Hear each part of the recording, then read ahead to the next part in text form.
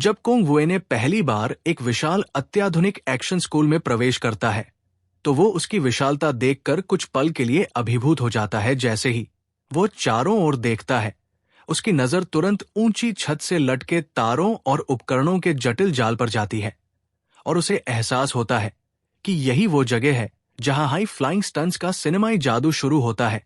तभी उसका स्वागत निर्देशक और मार्शल आर्ट्स डायरेक्टर करते हैं, जो काले टी शर्ट में एक विशाल और प्रभावशाली व्यक्ति है, और वो बिना समय गवाए नए अभिनेता की हिम्मत परखने के लिए उसकी हड्डियां चूर कर देने वाली हैंडशेक करता है। हालांकि एक्शन डायरेक्टर युवा व्यक्ति की पकड़ की ताकत से हैरान होता है, लेकिन वुएने पूरी तरह शांत बना रहता है। उसकी शांत आभा और किसी भी तरह की घबराहट का न होना पूरे जिम्नेजियम में एक भारी प्रत्याशित माहौल बना देता है। मार्शल आर्ट्स डायरेक्टर अपना परिचय देता है कि वो आने वाले प्रोजेक्ट बेनिफिशियल इविल के एक्शन सीक्वेंस का प्रभारी है।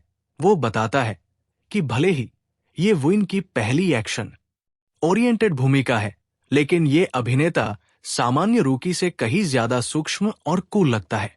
अनुभवी स्टंटमैनों के बीच खड़े वुइन की मौजूदगी इतनी प्रभावशाली होती है कि स्टाफ सोचने लगता है कि शायद वह उन दिग्गज अभिनेताओं से भी एक कदम आगे है जिनके साथ वे पहले काम कर चुके हैं। शुरुआत करने के लिए निर्देशक प्लान की गई कोरियोग्राफी का एक छोटा डेमो दिखाने का सुझाव देता है। लाल बालों वाला शीलू नाम का अभिनेता समेत कुछ स्टंटमैन मैट्स पर अपनी पोजीशन लेते हैं ताकि वुएने को सीन का फ्लो दिखा सके। जब वुएने डेमो देखता है तो वह मूवमेंट्स को ध्यान से नोट करता है। उसे लगता है कि रफ्तार थोड़ी धीमी है, लेकिन वह मान लेता है कि यह सिर्फ रिहर्सल होने की वजह से है। लेकिन उसे ये नहीं पता कि चियोआ बिल्कुल भी प्रभावित नहीं है। वुएने के दुबले शरीर को देखकर लाल बालों वाला स्टंटमैन उसे कमजोर समझ लेता है और उसे थोड़ा टेंशन देने का फैसला करता है। अपनी बारी के दौरान चियो जानबूझकर स्टोरी बोर्ड से हटने की योजना बनाता है ताकि देख सके कि रूकी एक असली और अप्रत्याशित फिजिकल खतरे को कैसे संभालता है। वो देखना चाहता है कि क्या इस अभिनेता में सच में अपनी प्रतिष्ठा के बराबर हिम्मत है। जब डेमो खत्म होता है तो निर्देशक वुएने से पूछता है कि क्या उसे फिर से देखना है, लेकिन अभिनेता आत्मविश्वास से कहता है कि वो तुरंत कर सकता है। वो फैसला करता है कि ज्यादा ओवर न करने के लिए वही धीमी गति अपनाएगा जो उसने अभी देखी है। अपनी भारी पैडिंग कोट उतारने के बाद वुएने प्लेटफॉर्म पर तैयार खड़ा हो जाता है। खुद को तैयार करने के लिए वो गहरी सांस लेता है और अंदर ही अंदर बेनिफिशियल इविल की स्क्रिप्ट के किरदार जांग यान वू को याद करता है, खास तौर पर उसके भीतर बसे मार्शल आर्ट्स एक्सपर्टाइज पर ध्यान केंद्रित करता है। और तभी एक ठंडा बदलाव होता है। उसकी आंखों में तेज चमक आ जाती है और उसका पूरा हाव भाव एक ठंडे गणनात्मक शिकारी जैसा हो जाता है। निर्देशक सीन शुरू होने का इशारा करता है और कमरे का माहौल तुरंत बदल जाता है। चियो पूरी तरह अपने प्रैंक को अंजाम देने के इरादे से आगे बढ़ता है और अपनी दिशा बदलकर वुएने को एक अजीब बिना योजना वाली डिफेंसिव पोजीशन में फंसाने की कोशिश करता है। लेकिन जैसे ही जू की मूवमेंट स्क्रिप्ट से हटती है, वुएने की मार्शल आर्ट स्किल अपने आप प्रतिक्रिया करती है। वो सिर्फ स्टोरी बोर्ड का पालन नहीं करता, उसका शरीर माहौल में आए बदलाव को महसूस करता है और डरावनी सटीकता से खुद को एडजस्ट करता है। वुएने उस जगह में घुस जाता है जिसे जिर ने बंद समझा था और उसकी रफ्तार और तरल ग्रेस सबको चौंका देती है। एक पल में वुएने लेग ट्रिप करता है और सामने से दौड़ते प्रतिद्वंदी को गिरा देता है, ठीक वैसे ही जैसे ओरिजिनल प्लान था, लेकिन कहीं ज्यादा ताकत और रियलिज्म के साथ जितनी स्टंटमैन ने उम्मीद की थी। शोगिर को ऐसा लगता है जैसे वो किसी विशाल अचल पेड़ से टकरा गया हो। जैसे ही लाल बालों वाला आदमी घुटनों के बल गिरता है, वुएने अगला सीक्वेंस फॉलो करता है जो विरोधी को जमीन पर पिन करने के लिए था। लेकिन चियो की शुरुआती अनियमित मूवमेंट और वुइन की रिफ्लेक्सिव एडजस्टमेंट की वजह से अभिनेता का हाथ एक अनपेक्षित पकड़ में चला जाता है। सामान्य पिन की बजाय वुएने गलती से चियो की एथलेटिक पैंट की कमर पकड़ लेता है और उसे मैट्स पर धकेलते हुए उसकी पैंट नीचे खींच देता है। पूरा जिम्नेजियम सन्नाटे में डूब जाता है। चियो फर्श पर औंधा पड़ा पूरी तरह अपमानित और बेनकाब होता है, जबकि वुएने उसी ठंडे भावहीन चेहरे के साथ उसके ऊपर खड़ा रहता है। अंदर ही अंदर वुएने घबराहट में चीख रहा होता है। उसे एहसास हो जाता है कि उसने बहुत बड़ी गलती कर दी है, क्योंकि उसका शरीर अपने आप चल पड़ा था।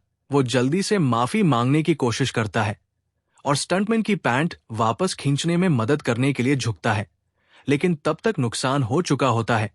आसपास की टीम फुसफुसाकर हैरानी में ये समझने की कोशिश कर रही होती है कि उन्होंने अभी क्या देखा। मार्शल आर्ट्स डायरेक्टर सबसे पहले चुप्पी तोड़ता है, लेकिन उसकी प्रतिक्रिया वैसी नहीं होती जैसी वुएने ने सोची थी। अभिनेता पर गुस्सा होने की बजाय वो अपनी सारी नाराजगी चिलिया पर निकालता है। निर्देशक स्टंटमैन पर चिल्लाता है और पूछता है कि कौन सा प्रोफेशनल सेट पर ऐसा प्रैंक करता है। ये साफ हो जाता है कि अनुभवी स्टाफ समझ चुका था कि उसने रूकी के साथ गड़बड़ करने की कोशिश की थी, और वे और भी ज्यादा प्रभावित होते हैं कि वूजी ने न सिर्फ उस विचलन को तुरंत नोटिस किया, बल्कि उसका जवाब ऐसे मूव से दिया जो उसके किरदार जांग यून वू के बैड किड पर्सोना से पूरी तरह मेल खाता था।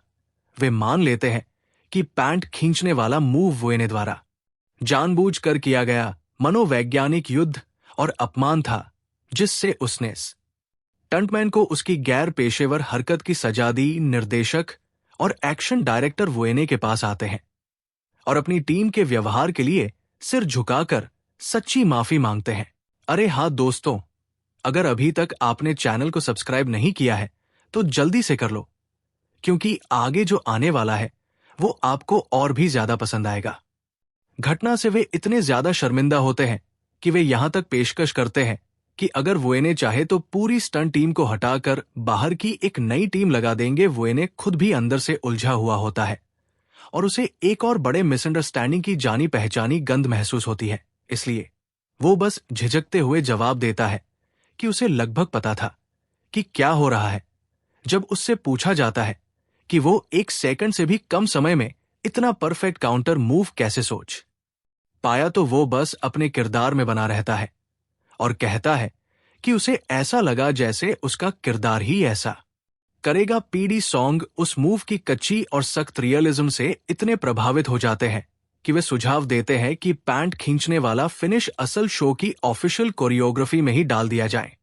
इसी बीच हजारों मील दूर लॉस एंजेलिस में सीन बदलता है और सीबीसी ब्रॉडकास्टिंग स्टेशन के हाई राइज ऑफिस में पहुंचता है।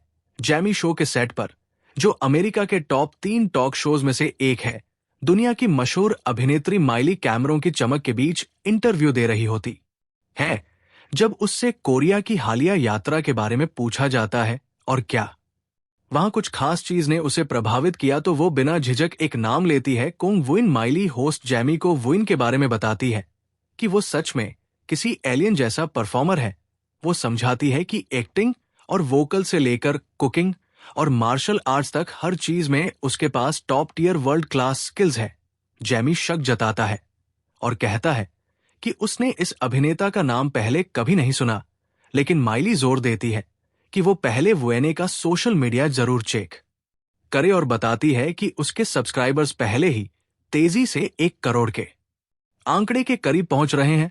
इंटरव्यू आगे बढ़ते हुए माइली खुलासा करती है कि वो उसकी टैलेंट से इतनी मोहित हो चुकी है कि वो अपने आने वाले नए एल्बम के एक प्रपोजल में उसे शामिल करना चाहती है और अपने अगले म्यूजिक वीडियो में उसे स्टार बनाना चाहती है।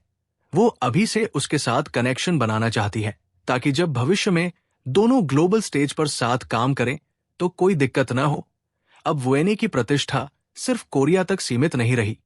एलियन अभिनेता आधिकारिक रूप से हॉलीवुड ब्रेकथ्रू के बिल्कुल कगार पर है।